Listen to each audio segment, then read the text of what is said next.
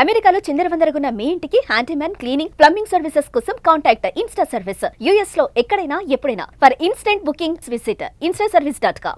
Blackout అంటే ఏంటి? భారత్ పాకిస్తాన్ మధ్య ఉద్రిక్తతలు వచ్చినప్పటి నుంచి మాక్ డ్రిల్స్ పేరుతో కేంద్ర ప్రభుత్వం రాష్ట్రాలని అప్రమత్తతకి సంబంధించినటువంటి డ్రిల్స్ నిర్వహించాలని చెప్పినప్పటి నుంచి ఈ బ్లాక్అవుట్ అనేటువంటి పదం ఎక్కువగా వినిపిస్తుంది. పైగా ఈరోజు అంటే జమ్మూ కాశ్మీర్ ప్రాంతంలో వరుస పెట్టి సరిహద్దుల్లో కంటిన్యూస్గా పాకిస్తాన్ సైన్యం జరుపుతున్నటువంటి కాల్పులు, ఆ తర్వాత క్షిపణి దాడులు వచ్చిన తర్వాత జమ్మూ కాశ్మీర్ని బ్లాక్అవుట్గా ప్రకటిస్తూ సైన్యం ఒక కీలకమైన నిర్ణయం తీసుకుంది. అంటే ఏం చేస్తారు? మరీ ముఖ్యంగా ఆ నిర్ణయం తీసుకున్న తర్వాత ధర్మశాలలో జరగాల్సినటువంటి ఐపీఎల్ క్రికెట్ మ్యాచ్ని కూడా రద్దు చేశారు. ఉద్దేశపూరితంగా జరుగుతున్నటువంటి ఈ దాడులు క్రికెట్ జరిగేటువంటి చోట పెద్ద ఎత్తున జనం గుమికూడతారు కాబట్టి వాటిని లక్ష్యంగా చేస్తూ మరిన్ని క్షిపణుల్ని ప్రయోగించే అవకాశం ఉంటుందనే ఉద్దేశంతోనే ముందు జాగ్రత్త చర్యగా ఈ నిర్ణయం తీసుకున్నారు. అలానే బ్లాక్అవుట్ అంటే ఏంటి? వరుసగా ఈ క్షిపణుల దాడులు జరుగుతున్నటువంటి క్రమంలో బ్లాక్అవుట్ గురించి ప్రస్తావన ఎందుకు వస్తుంది? ఇది చూస్తే కనుక భారతదేశం రిటాలియేషన్ అంటే రివర్స్లో కొట్టేటువంటి క్రమంలో వరుసగా ఫైరింగ్ చేసినటువంటి షార్ట్స్ ఇవి మనకు కనిపిస్తున్నాయి. సో ఇక్కడ ఏం కనిపించట్లేదు, అంతా చీకటిగా ఉంది, ఓన్లీ కొన్ని లైట్లు వెలుగుతున్నట్టుగా కనిపిస్తుంది. ఎందుకంటే ఆ ప్రాంతం అంతా కూడా బ్లాక్అవుట్లో ఉంది.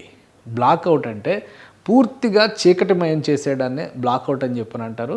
ఆ ప్రాంతంలో కనీసం దీపాలు, సెల్ ఫోన్ల లైటింగ్లు కూడా వేయకూడని పరిస్థితిని క్రియేట్ చేసినట్టుగా మనం భావించాలి. గతంలో అయితే ఒక ఊరికి అలానే ఒక అడవికి లేదా దూరంగా ఉన్నటువంటి పొలం ఉన్నటువంటి ఆరుబయట ప్రదేశానికి తేడా ఎలా తెలుస్తుందంటే, ఎక్కడైతే ఎక్కువ లైట్లు వెలుగుతూ ఉన్నాయో అక్కడ నివాసయోగ్యమైన లేదా ఆవాస ప్రాంతాలు ఉన్నట్టుగా నిర్ధారించుకునేటువంటి అవకాశం ఉంటుంది.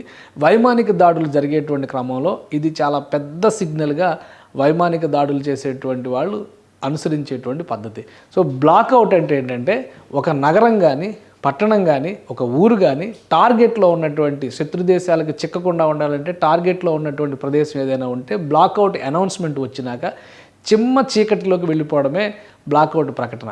ప్రస్తుతం జమ్మూ పరిస్థితి అదే విధంగా ఉంది. అంతర్జాతీయ సరిహద్దుకి సమీపంలో ఉండడం, పూంచ్ సెక్టార్కి సమీపంలో ఉండడంతో అక్కడ పెద్ద ఎత్తున మందుగుండు సామాగ్రిని పేలుస్తుంది పాకిస్తాన్కి చెందినటువంటి సైన్యం. ఎందుకంటే అక్కడ ఓన్లీ బుల్లెట్ ఫైరింగ్ ఎక్కువ జరిగింది. కానీ ఈరోజు సాయంత్రం అంటే నిన్న సాయంత్రం తర్వాత జరిగినటువంటి ఫైరింగ్లో క్షిపణి దాడులకు కూడా దిగారు. దానికి కౌంటర్ చేస్తూ భారతదేశం S-400 రక్షణ వ్యవస్థల్ని యాక్టివేట్ చేసింది. వాటితో ధ్వంసం చేయడం ద్వారా ఈ విధంగా గుళ్ళ వర్షాన్ని, ఒక విధంగా చెప్పాలంటే క్షిపణుల వర్షాన్ని కురిపించింది భారతదేశం. అంతకుముందు పాకిస్తాన్ చేసినటువంటి దాడులను కనుక మనం గమనించి చూస్తే లైటింగ్ ఉన్నటువంటి ప్రదేశాలు అంటే ఒక ఊరు అని గుర్తించడానికి అవకాశం ఉన్నటువంటి ప్రాంతాలపైన దాడులు చేస్తూ వచ్చింది.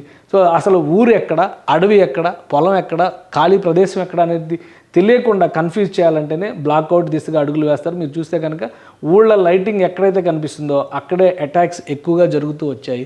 సో జమ్మూ కాశ్మీర్లో ముఖ్యంగా జమ్మూ విమానాశ్రయాన్ని టార్గెట్ చేసి ధ్వంసం చేసేటువంటి ఎత్తుగడని పాకిస్తాన్ ఆర్మీ చేసింది. అక్కడ టార్గెట్ చేసి క్షిపణులు ప్రయోగిస్తున్నటువంటి తరుణంలోనే భారత రక్షణ వ్యవస్థలు కౌంటర్గా ఫైట్ చేయడం మొదలుపెట్టాయి. ఈ బ్లాక్అవుట్ ఇప్పుడు కూడా కొనసాగుతుంది. జమ్మూ కాశ్మీర్లో రైళ్లతో సహా, ప్రయాణాలు చేస్తున్నటువంటి కార్లతో సహా ఎక్కడికక్కడ లైట్లన్నీ ఆఫ్ చేసుకొని చిమ్మ చీకట్లో ఉండాల్సినటువంటి పరిస్థితి ఉంది. ఎందుకంటే శత్రువుకి లక్ష్యాన్ని అందించేది ఆ వెలుగు మాత్రమే. సో ఆ వెలుగుని తుడిచేసి చిమ్మ చీకటిగా మలచడమే బ్లాక్అవుట్. దేశవ్యాప్తంగా ఇప్పుడు అత్యవసర పరిస్థితి దిశగా అడుగులు వేస్తుంది. ఎందుకంటే ఎమర్జెన్సీ అని మనం చెప్పలేం, కానీ హై అలర్ట్తో ఉండాల్సినటువంటి సందర్భం.